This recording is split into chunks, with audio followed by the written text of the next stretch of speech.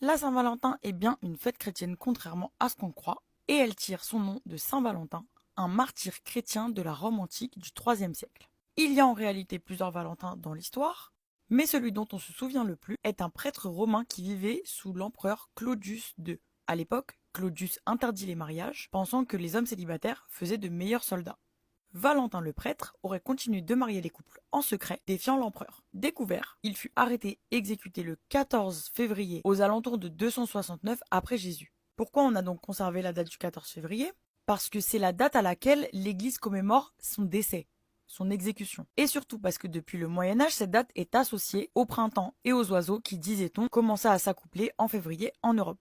C'est Geoffrey Chaucer, je sais pas si ça se prononce comme ça, poète anglais du XIVe siècle, qui a popularisé l'idée que le 14 février était la date des amoureux dans ses poèmes. Peu à peu, cela a évolué vers la fête moderne que nous connaissons, donc du 14e au 19e siècle. Les amoureux s'échangeaient des petits mots d'amour qu'on appelait Valentines en Angleterre. Aujourd'hui, c'est une fête romantique pour les gens qui n'utilisent pas l'excuse de la commercialisation.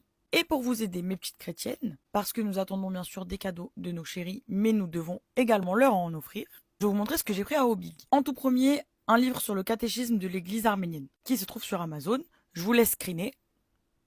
En deuxième, encore un livre. Oh, trop nul ton cadeau. Récit d'un pèlerin russe, je vous laisse screener encore une fois. Et pour finir, je lui ai pris un marque-page en cuir parce que on commence à avoir un certain âge, on commence à se faire des cadeaux un peu qualitatifs quand même.